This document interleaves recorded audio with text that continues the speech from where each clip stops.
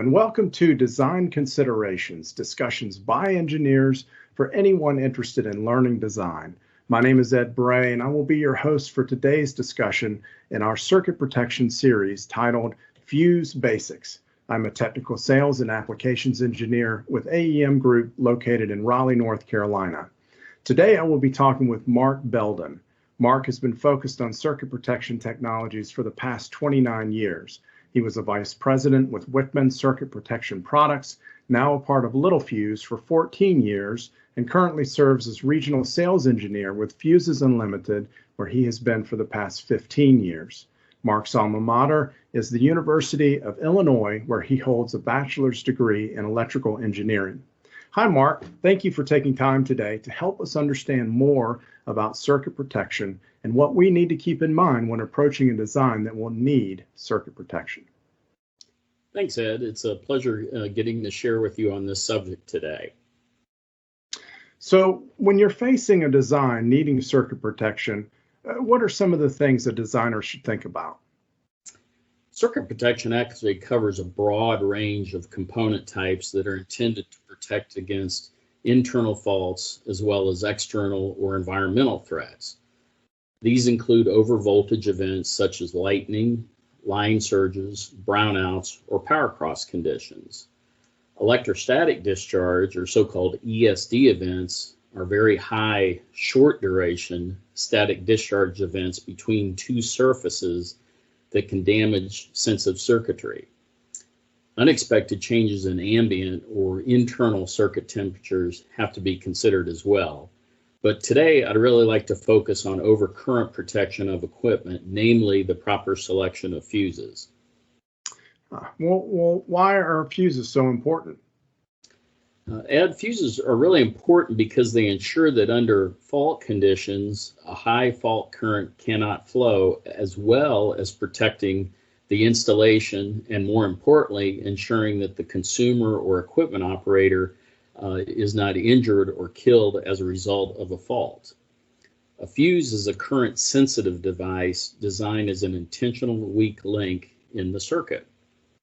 The fuse provides protection by reliably and irreversibly opening under a short circuit or overload condition. Its purpose is to simply protect the equipment, the associated wiring, and people. Most fuses simply consist of an outer body, two conductors, a filament, and sometimes an internal filler. Even though Thomas Edison invented fuses back in the 1890s, they have even greater relevance today. In a given day, a person may interact with devices containing between 50 and 100 fuses, including home appliances, consumer electronics, office equipment, and vehicles. It's been my experience over the years that fuses don't get any attention until the very end of the design project. Why is that? Unfortunately, that's all too common the case. The circuit's operating current calculations are generally not known until the equipment and its hundreds of components have been selected, laid out, and tested for proper functionality. Tight project deadlines typically lead to a hasty fuse selection which isn't researched adequately, when in fact that can lead to potential problems down the road. Testing of various fuses can be as important as testing of the more expensive ICs they are intended to protect. Can you walk us through the fuse selection process for equipment operating, say, at or below 250 volts?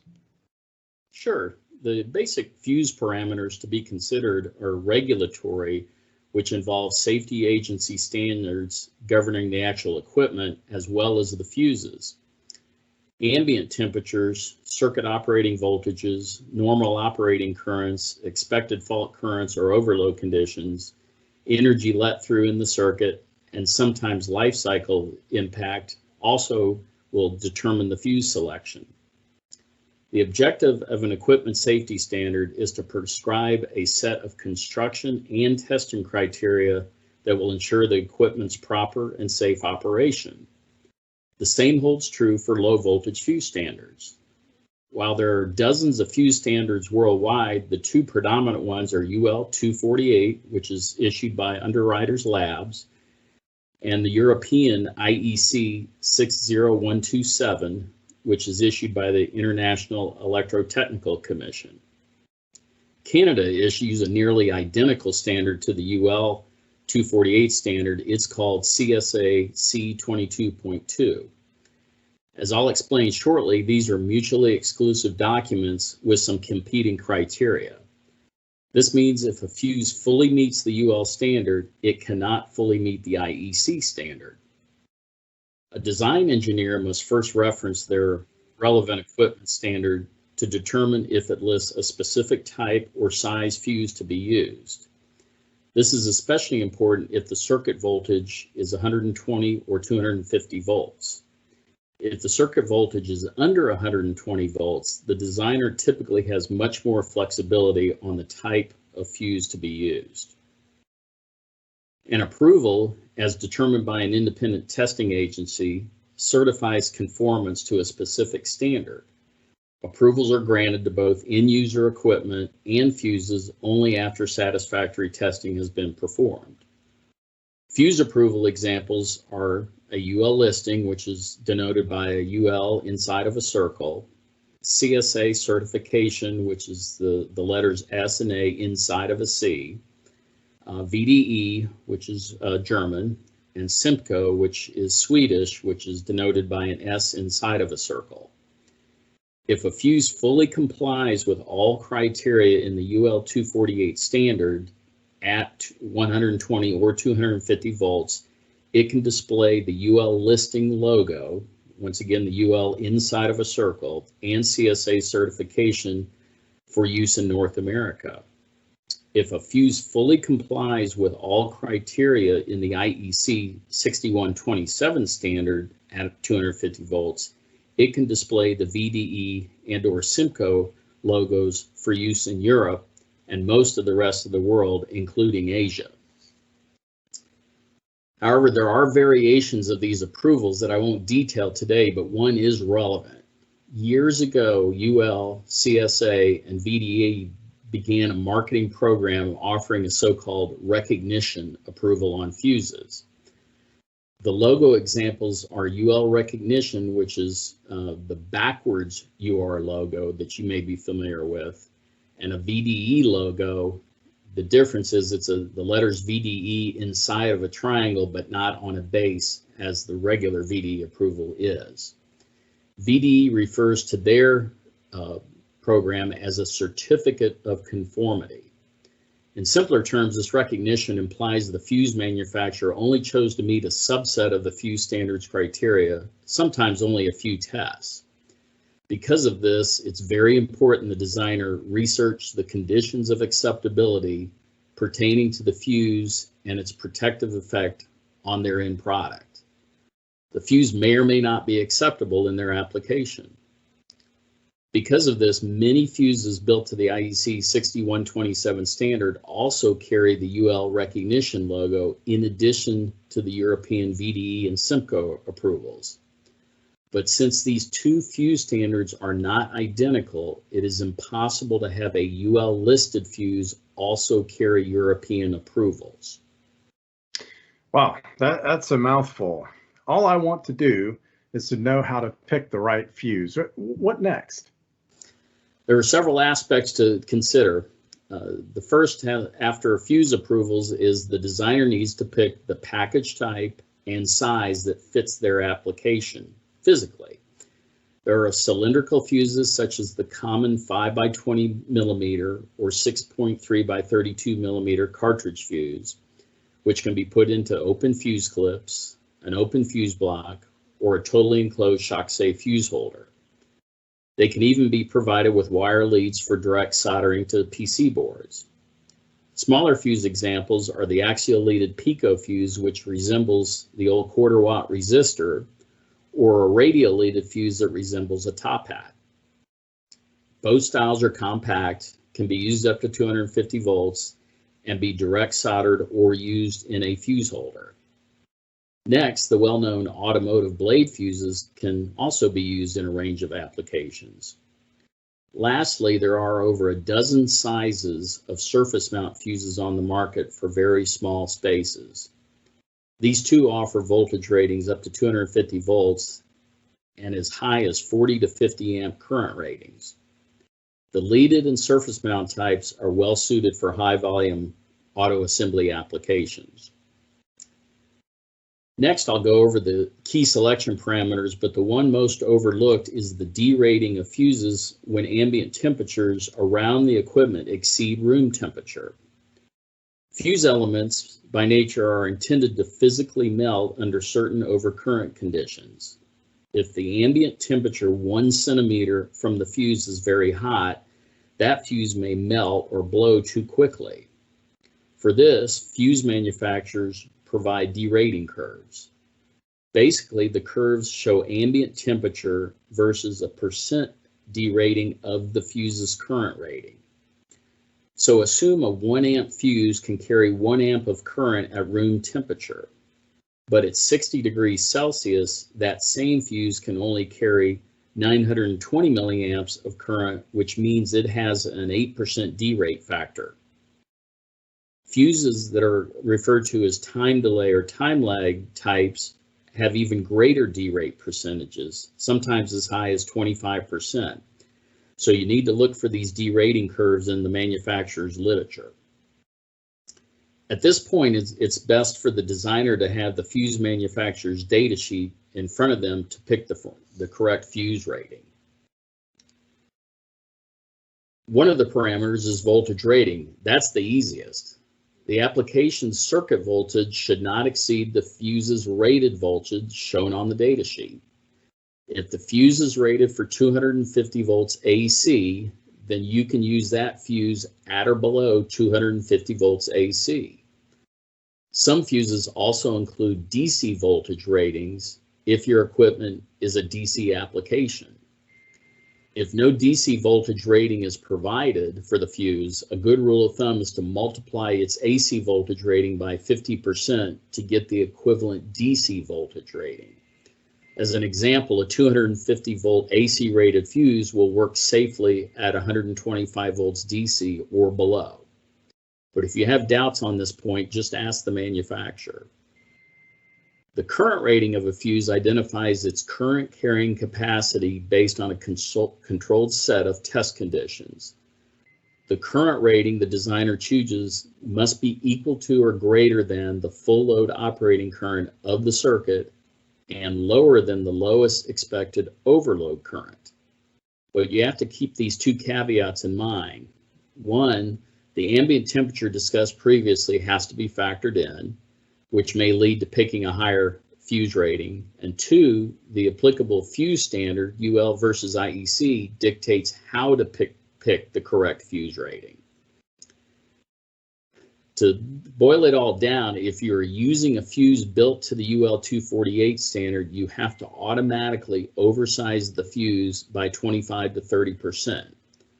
This means if your circuit operating current is 1 amp, then the minimum fuse rating has to be 1.4 amps or greater. Conversely, if you're using a fuse built to the European standard, you don't have to oversize the fuse except for higher ambient temperatures. This means if your circuit operating current is 1 amp, then the minimum fuse rating has to be 1 amp or greater. Okay, I get that. Current, voltage, and even temperature levels are the basic building blocks of any electrical or electronic circuit. But what about time? I mean, how does a fuse hold up under maximum current, voltage, and with temperature, both max and minimum? The key difference that's regularly overlooked and dovetails in our next parameter is time versus current characteristics, or I versus T characteristics. All fuse data sheets provide these curves for each available current rating. The designer should first estimate the typical and worst case fault conditions they need to protect their equipment against. These curves show fault current on the x-axis and the fuse's blowing time on the y-axis. Keep in mind there can be a 10% tolerance in these blowing times. Simply note the fault current on the x-axis, then you trace upwards until it intersects with the specific fuse ratings curve, Then you trace left over to the y-axis to read off the fuse's blowing time. The target blowing time needs to be quick enough to protect the equipment, but long enough to prevent any nuisance fuse blowings. The terms fast acting, quick acting, time lag, and time delay are taken from the fuse standards and distinguish the blowing times of different fuse series. Fast acting fuses typically blow in a few milliseconds at 2 times their rated current, while time lag fuses can stay intact for several seconds at 2 times their rated current. Time lag fuses are typically used in inductive or capacitive loads like power supplies where there is initial current spike or inrush at startup. The next parameter is called interrupt rating, or also referred to as breaking capacity, and it's also critical. It's expressed as the maximum fault current the fuse can safely withstand at a specific operating voltage. Fuses have a breaking capacity that is greater than the available fault current to ensure the fuse does not explode, rupture, or outgas, leading to equipment damage or harm to people. Some breaking capacity ratings can be several thousand amps. Typical scenarios are short circuit conditions that equipment may see under a catastrophic fault. The most overlooked and misunderstood fuse parameter is melting integral.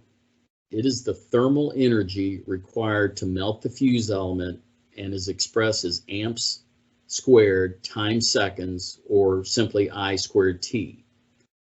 Manufacturers typically test it at 10 times the fuse's current rating since it's a consistent measurement unaffected by voltage or temperature fluctuations.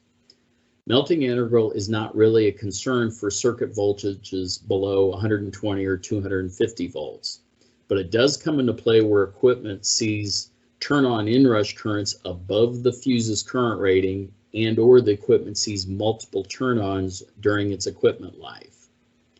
A good example would be a laptop or a desktop PC power supply, which may see 10,000 turn-on cycles in its lifetime. The designer should calculate the energy, amps squared seconds, in a single turn-on inrush pulse waveform, then prorate this energy over the power supply's life using what's called a pulse factor, which is provided by the fuse manufacturer. The chosen fuse's melting integral must exceed the energy measured in the turn-on inrush pulse multiplied by this pulse factor in order to prevent a fuse nuisance blowing or tripping during the power supply's lifetime. Time lag or time delay fuses typically have higher associated pulse factors than fast-acting fuses. This is due to the difference in metals used in the melting element between the fuse types. Pulsing a fuse above its rated current does stress the fuse in very small increments over time. So this pulse factor accounts for this stressing during equipment turn-ons. Since this parameter can be quite tedious to calculate, I'd encourage designers to contact the fuse manufacturers for assistance and to perform testing at expected fault currents, as well as life cycle tests to ensure the proper fuse rating.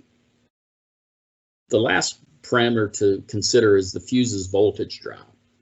Since the primary purpose of a fuse is to be invisible to the circuit's normal operating status and also be a reliable and predictable weak link, voltage drop only comes into play for ratings at or below 500 milliamps. Above this value, voltage drops typically are negligible, usually less than a half a volt drop. But fuses with very low current ratings can have inherent voltage drops between 8 and 10 volts. This drop needs to be accounted for during circuit design and when operating currents are calculated for ensuring proper equipment operation. Fuse manufacturers can provide these values if the data sheet does not show them.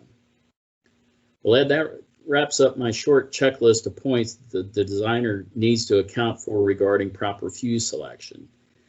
My advice is to allow enough time to do all these calculations, then request several samples of different fuse ratings for testing to ensure the correct rating is eventually selected.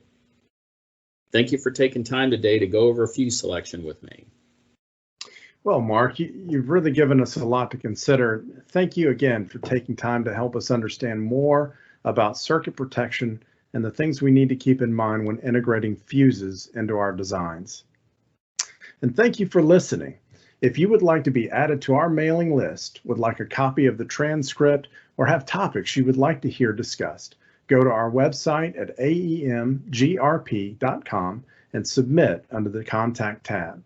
Next time, we will be discussing Bluetooth Low Energy in our wireless series. Until that time, may your designs be safe, robust, and efficient. Goodbye for now.